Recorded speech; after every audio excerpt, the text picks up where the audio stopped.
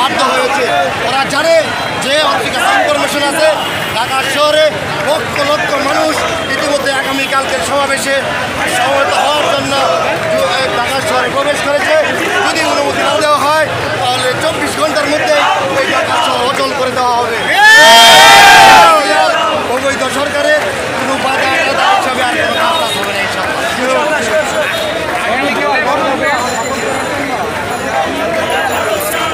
আমাদের দলীয় নির্দেশনা রয়েছে যে আগামীকালকে সমাবেশ একটি শান্তিপূর্ণ সমাবেশ এবং সেই সমাবেশে আমরা শান্তিপূর্ণভাবে সফল করবো ইনশাআল্লাহ।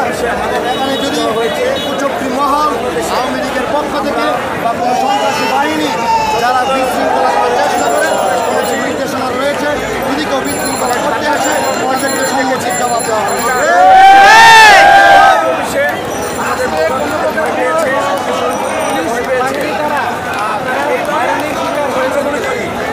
জানেন ইতিমধ্যে যারা বাংলাদেশ থেকে